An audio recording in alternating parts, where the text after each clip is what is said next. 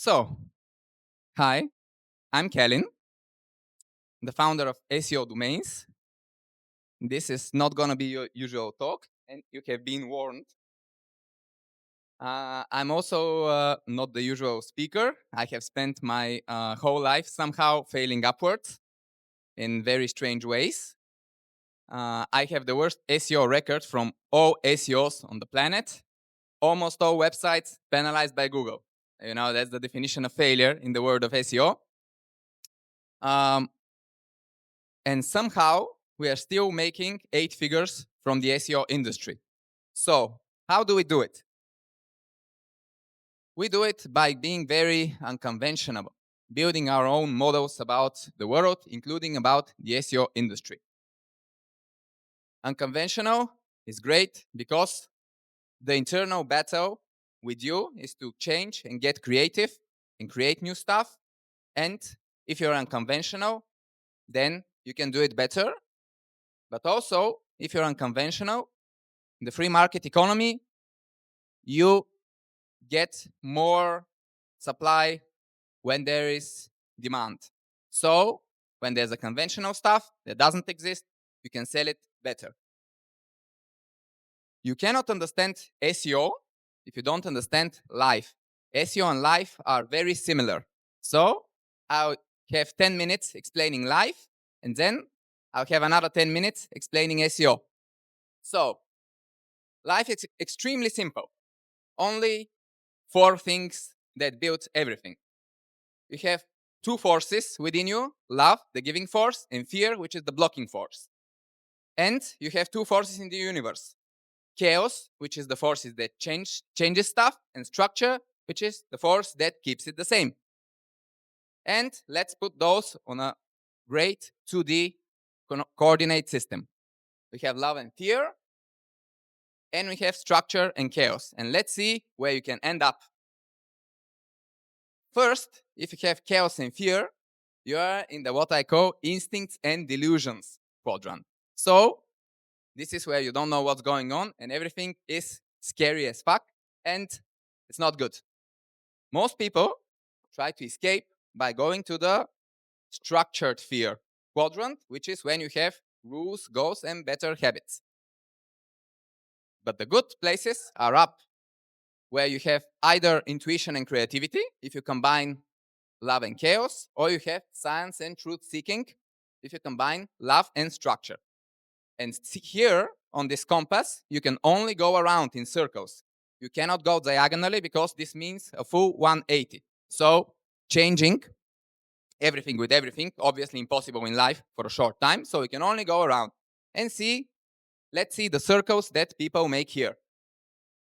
Let's first label them. This is worse, this is mediocre, this is good and great.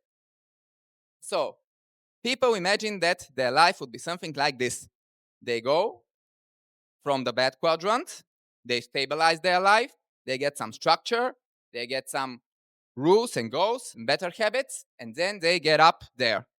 But this is impossible because in order to get from fear to love, structure is in your way. Structure and love, bad combination. So this doesn't work. So what happens instead? People go back and forth in the lowest part. They cannot get up. So in the worst moment, they get back. They then try to structure their lives again, and then they get back. And the only way to get out of this is through the other side. There, you make some leap of faith in the moment where structure is not in the way of love, and you get up, and you realize that the upside is better. So, how does this happen in practice? First, in order to recognize that all of this is true, think of all of the misinformation, disinformation, and ignorance around you and see how no one gets to this good quarter, where is the science and the truth seeking. Why? You cannot get up from here. You can only get up from there. But most people don't end up there. And the ones who end up there, then they don't end up here, a lot of them. So this is like 5% of people. And this is why you have fake news all around you. So this compass is basically your identity building paths. everything that happens in your life is just the sums of your ways around the compass. Everything you do in life, every journey you have is just some journey around the compass, back and forth, and eventually, hopefully, up to the part where you have more love than fear. So, this is the past, but how to make this better in the future? How to improve these paths and how to build in your life constructions that support the things that you need, which is, as we said, not so much structure, more chaos. Chaos is better for you, more uncomfortable, but undeniably better. So now we'll arrive at a very deep understanding of how the ideas of life evolved. The problem is that the ideas in life, the culture, is in an evolutionary battle for dominance, for more people believing in an idea. And there are only two different types of ideas, simple ones and complex ones. So, if an idea is simple, basically it cannot hook you because, okay, you hear it, maybe good or bad, but it's simple. It doesn't have the space to gobble a lot of people in. So basically, simple ideas always lose the evolutionary battle of ideas to complex ideas. Every idea, every ideology, religion, cultural trend, it prioritizes evolutionary, its continuation as survival, just like every living organism. And since complex ideas can suck people in, like a major ideology, and simple ideas just grab people for a while and then let them go, complex ideas always win in the end by attracting more people because they are more sticky. And I decided to break the system. I created a simple system that says life is simple. Of course, it's extremely difficult to spread, but it is very different from every existing system because it asks, how can we simplify life? This is how I can explain to you life in 10 minutes. And this system is out of the evolutionary battle because it says life is simple. We're going to help you understand life in a simple way, and then you no longer need the system.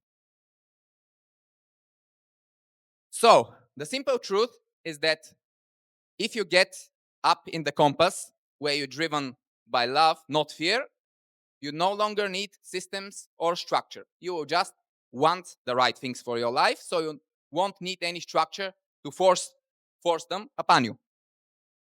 And then you will need zero systems.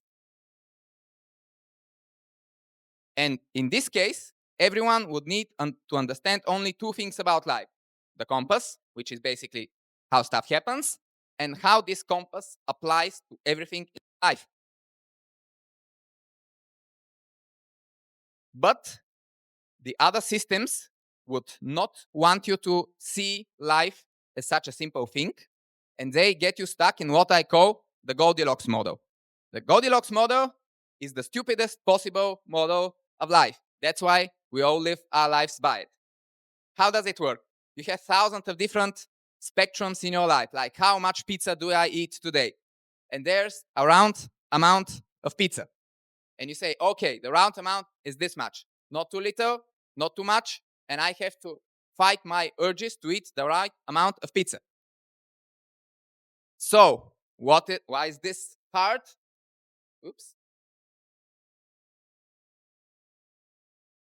Okay, there's a bunch of problems. You don't know the right amount, you don't know how to get to it, you don't know how to code there, and you don't know if all of the interconnected amounts wouldn't mess up each other. So this is an unworkable model. Why do we work with an unworkable model? Well, if you have an unworkable internal model, you need to be saved. Who saves you? The systems, the ideologies, the culture, the religion. That's how they take the power away from you. Instead, you can choose the amplitude model. Very simple. Find all of these things in life, there are not that many at all, that do not fall into the Goldilocks model, that you cannot really overdo. So things that are so good that you cannot overdo them. This is the first thing. And then you joyfully maximize them completely because their infinity is the best amount. So you'll be like, is this even possible? So can it be that simple? Well, from my personal experience, it is possible. And it may be scary because it gives you no sense of control. You let go of structure, which may be psychologically hard, but it's absolutely doable and absolutely great. So, why didn't humanity somehow evolve to this point to live in the amplitude model?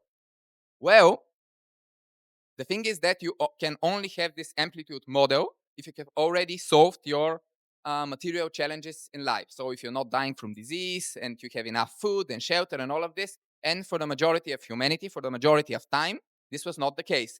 So we have only gotten now to the time, and not in all countries in the world, of course, but in the more developed countries where you can embrace the amplitude model. And also,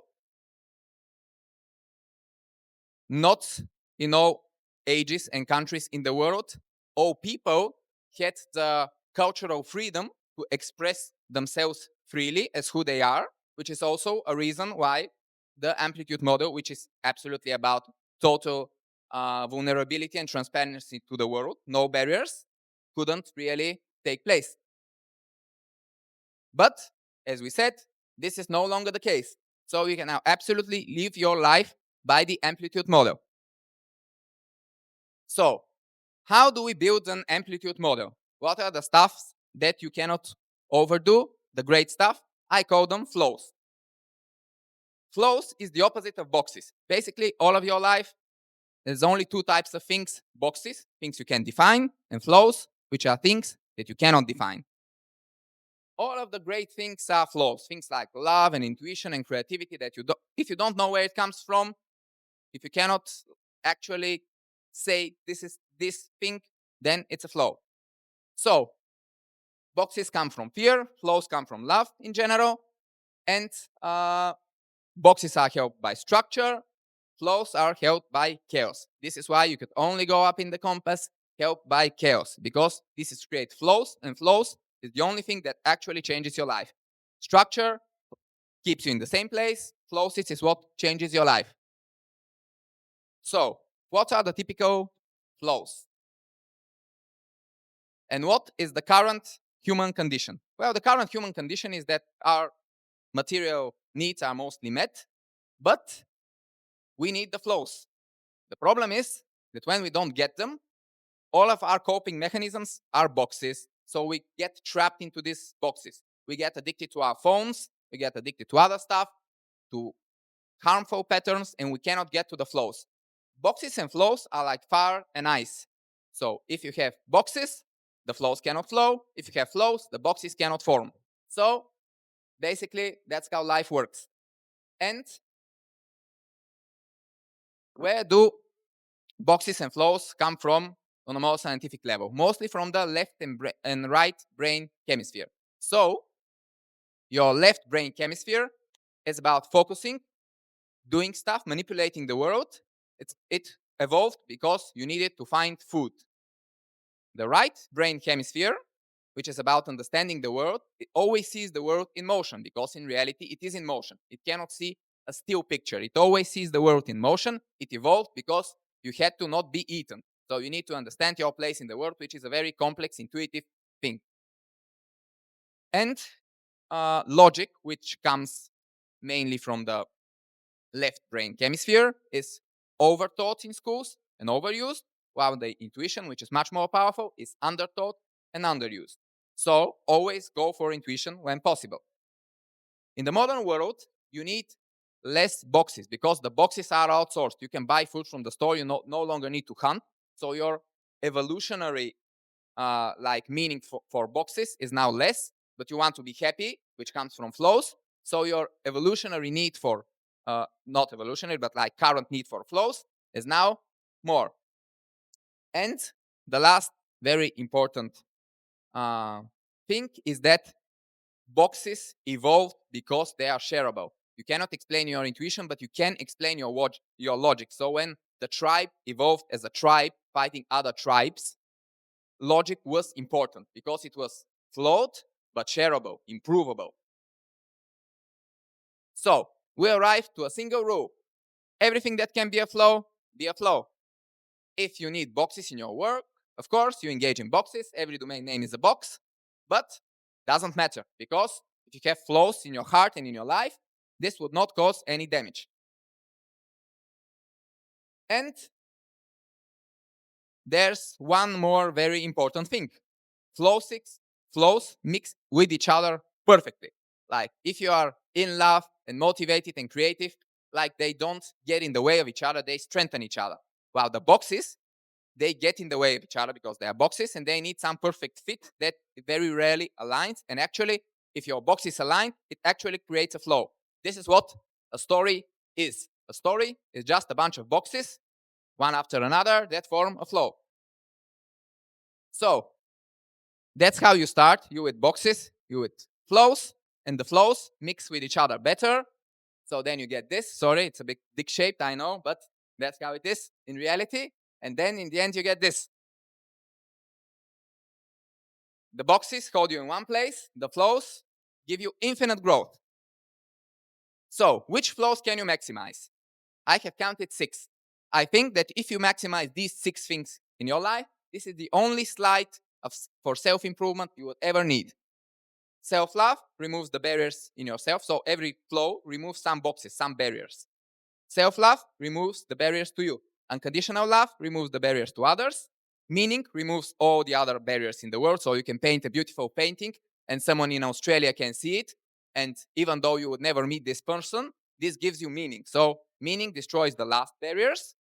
Responsibility destroys the barriers between your identity and your actions. Freedom is the flow that you need for all of the above to be possible. And scale is how to maximize your contribution to the world. So basically more of the above.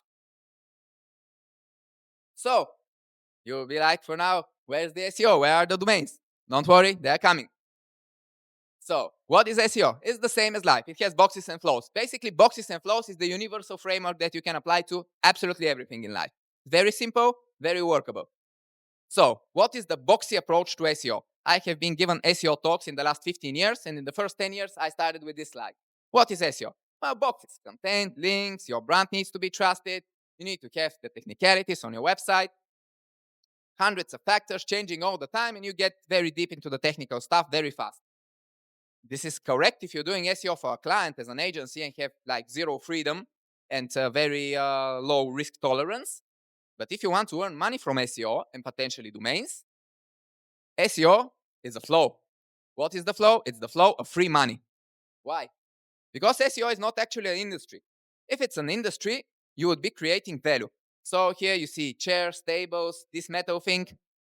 It came into existence because someone created value. Someone got this metal from the ground, refined it, and molded it into this metal shape. They created value. In SEO, it's not like this. In SEO, you redistribute value. One website moves up, another website moves down. So SEO is not creating value. SEO is a byproduct. Google is a search. It's not a search engine with an ad machine on the side. It's an ad machine with a search engine on the side. They make their money from ads, and because they need to have some free results, they dump at least $250 billion a year, a huge amount of money, onto random websites. Well, not completely random as we'll see, but on websites. This is a byproduct. So you earn as much as you grab from this flow. So we have 2 types of SEO. If in an industry that is not an industry, which is a byproduct, which has $250 billion of free money a year, if you fail at this, it's therapy.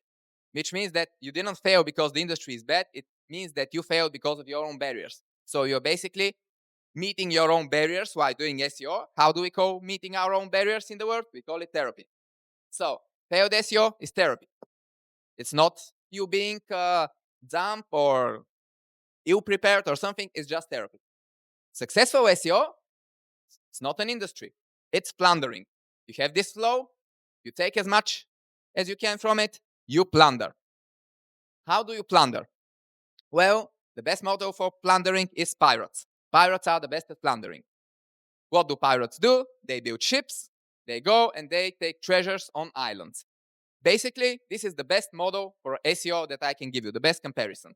You are a pirate, you can build ships, your websites are ships, they are built out of wood, which is basically cheap technology. And in the end, what happens is that you send your ships after treasures. These are keywords that rank in, for which you can rank in Google. And when you rank, you bank, you take the money. The important thing is that Google cannot touch you, cannot touch your treasures because they're already in your bank account. Google can only destroy your ships. But they're made out of wood and they're very cheap to rebuild.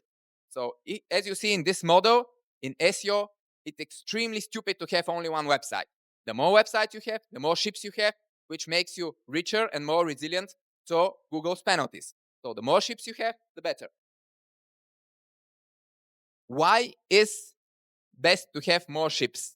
Well, as SEO is getting this free value out of nothing, you need more ships to place more links because link juice is just free lunch. Whenever website A links website B earns rankings in Google, website A loses nothing.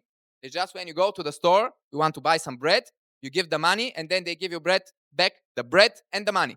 That's how SEO works with linking. Basically, creating money out of thin air, creating value. Why can you do this? Because there's a $250 billion starting line. So, scale. Font 96, the largest in PowerPoint, because this is the most important word in the presentation. If you want success in SEO and domains to a large extent, you need to scale. And how do we scale? You scale low quality. You don't want to make a cruise ship so that Google penalizes it. You lose a cruise ship. You want to make the cheapest possible boat. That's what brings success in SEO. A lot of small boats, a lot of canoes, basically. What do we scale for? Cash. What do we search for? Cash with low risk, of course. So, content ranks but cannot be sold. It's a good investment with AI, especially. You get content, and once it ranks, it gives you value over time because you get rankings and you get monetization. But it cannot be resold to others because it's already in your website. But with links, you can sell links from your website to other websites. And this means that basically your canoes can carry other pirates' gold. That's what it means in our model, which is more free money for you. My first website was a complete commercial failure, but it sold so many links over 14 years that now it has 400% ROI. It's still selling links. I haven't opened the website in like 5 years. I have forgotten how it looks, but it still earns money for me. So, link juice is the meta of SEO, not rankings, because link juice is what you can multiply. Link juice is the true flow. Rankings come and go, but link juice is there to stay even if you don't have rankings and traffic. So, my company, Seo.Domains, is basically a flow company. It's a company made to get the most possible out of the link juice flow. Of course, we have made many mistakes over the years, and we're certainly not the best at monetizing this, but we are very good at getting it. We are the largest operation of evaluating and catching expired domain names that already have links, and we have an endless pool of link juice which you can buy from us to create your own link juice using the free lunch of the link juice equation. Here's a good practical model. So this is the only boxy slide in the presentation. I apologize, but I know that you would want some example of making money after all of this. So you can buy about 20 domains with mid-range DR. You can make them in different languages where they love to buy links, especially links for gambling. So very good markets are Scandinavia, Canada, and others. You do everything in the local language. You interlink them to increase the DR, and you try to get some Ahrefs traffic. You make yourself very findable, so different emails, but leading to the same place on the website. And when you are findable, you'll be found by people who want to buy links. You also, of course, apply to every link marketplace out there. There are about 100, about 10 big ones which you can start with, like WordPress and others. And imagine you can live in like the cheapest corner of the world, but you can sell links to gambling companies in Norway. That's the magic of the modern world. So Seo.Domains is by far the largest provider of domains, but especially these country domains that are great for local link selling. We hold about 70% of the world's supply of expired domains at any given moment. Of course, this is only because we are very bad at sales, but we accumulate a lot of domains. The 30% that are rest are GoDaddy auctions and all of the other auctions and all of the more direct SEO competitors like other marketplaces. So let's recap how life works and how did we get from the start to the finish. The compass runs your life. From the compass, you see that life is simple, and then you can embrace the amplitude model, which is basically living a simple and very joyful life and rejecting all of the culture that says that life is complicated and you need this or that to be happy. In order to maximize all of this, you need freedom, and money is a very important core component of freedom. How do we make the most money with the lowest risk and hassle possible? Well, SEO is the best industry because it's not an industry. There you just plunder 250 billion a year, wherever you can get from. And as SEO is plundering, you focus on the link juice, which is the flow of SEO. And Seo.Domains can help you do this. We have a lot of different models. We also have some partnership models. You can contact me if you're interested in those. But the major need for Seo.Domains right now is resellers. How do we share this message with the world that link juice is important and it's a very good investment because you pay once for a domain that has link juice coming into it, and then you get this outgoing flow indefinitely in time, or at least until 5-10 years until it loses all of its links. So how do we share this message? Well, we want to get resellers. We pay resellers 20%, and we have already paid $250,000 to resellers. And this is a great opportunity if you have ties in the SEO industry, in the gambling industry, or to whatever business that needs high competition SEO. Oops. Okay. So thank you. I hope this was interesting to you. These are my contacts. You can follow me everywhere. Seo.Domains has some nice promos. And if you're interested about the mindset stuff, the compass, and about living your life in a much more easygoing yet joyful way, but of course at the same time being totally materially successful, there's I Grow Younger, I.gy. We also have a YouTube channel. And yeah, that's it from me. Thank you. Are there any questions? Any questions?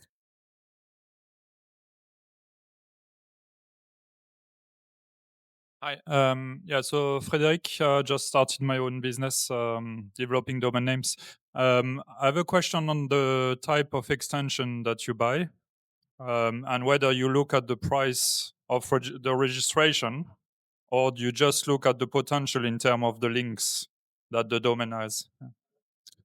We have bought domains for $1 and we have bought domains for more than $20,000. It doesn't matter. The important thing is how does it fit in the flow? What can you get from it? When will the cash flow come? Are you locking too much cash flow? But in general, we do like, if we don't think it's going to be at least 10-1, we don't buy the domain, and we have 200,000 domains. So basically, the opportunities are unlimited. Do you have a breakdown of your domains? What percent are which TLDs? There are every TLD possible. Like, I don't think there's a free to register, no unrestricted TLD that we don't have any. We just do everything. We do every type of domain in every TLD, in every price segment. So we can buy $1 domains, we can buy $10,000 domains. We are basically the big bulldozer that comes after the rest of the domain industry and takes what's left, which can be taken cheaply, easily, or just some super micro niche that we understand better. I can only tell you that I have won an auction for $30, public auction, like in a relatively big local registrar. Domain that was won for $30 made $157,000 from parking. So like the wins are there. If you're persistent enough, the wins are there.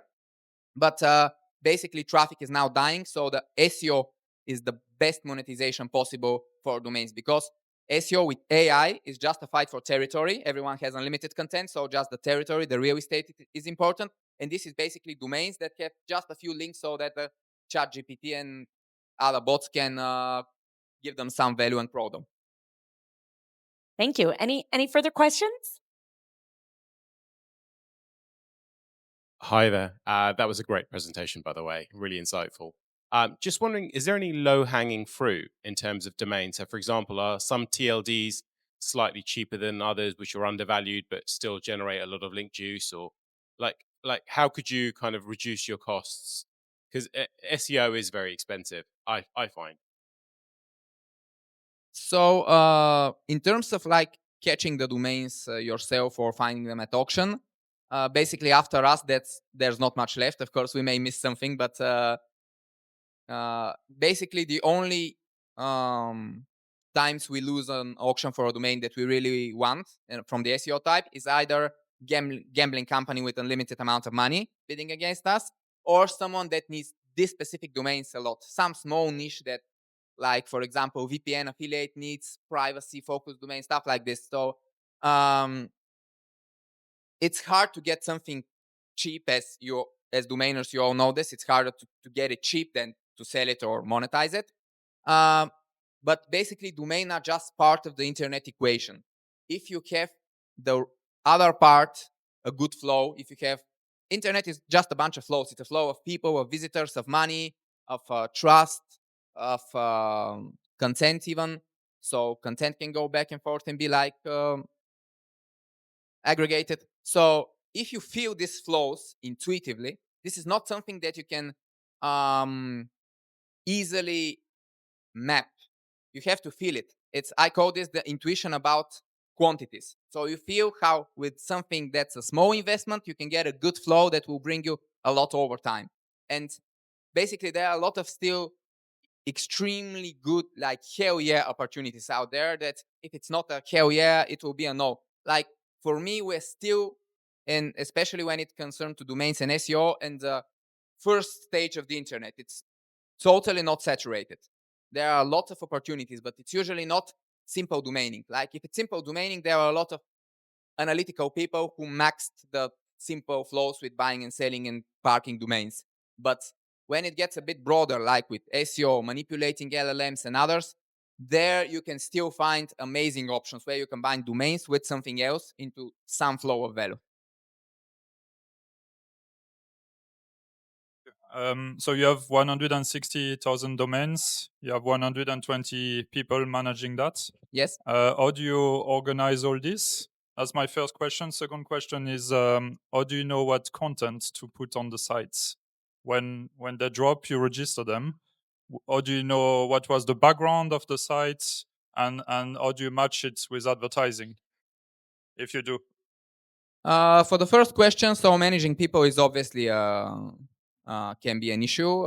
You need great managers. Basically, hiring makes it or breaks it. Our company has 120 employees, and I think we have never posted public job offer. So everything is recommendations, trying to get the best people, um, trying to get people who are amazing without knowing it is something that in Bulgaria at least happens with smaller towns because people there don't have a lot of opportunities.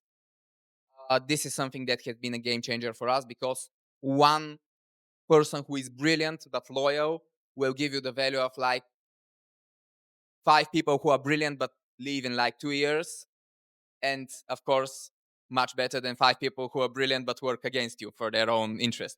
So it's a slow thing. It takes time finding the right people, but again, it's much more about personal connection than the structure. The structure will not help you build a decent company. It can help you sustain it like as a big corporation, but at the beginning while you're still small, it's the flows and the personal connection that actually matters. And this is my basic advice about people. Basically, you gotta love your team. If you don't love your team, you're losing on the work quality and your joy. And for the second, what was the second question again?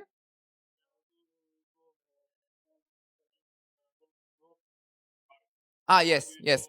So Our company doesn't have the best tech team. As you can see, we are 120 people. If we have like the best AI and machine learning people in-house, you would have guessed this would not be the case. We'll be like 30 people and most of them are developers. So we're not very high tech. We're still successful in spite of not being high tech because we have deep understanding of the domain industry and the SEO industry. Of course, being high tech would be a huge advantage, but machine learning can give you final decisions, but cannot give you understanding. And when the industry shifts, your models may become obsolete before you realize it. Of course, it also happens with humans, but humans are faster to adapt than some black box that you cannot see inside. So there's a lot of hidden advantages to going manual. But of course, for some stuff, like completely bot stuff, like going to the archive and seeing what the website was about, of course, this is 100% bot work, and you better automate it, and AI is helpful in this regard. Thank you so much, Kalin. You're a wealth of knowledge, and I imagine with your enthusiasm, you're amazing to work with. So, if there are any further questions, please find him around. A big round of applause. Thank you. Thank you.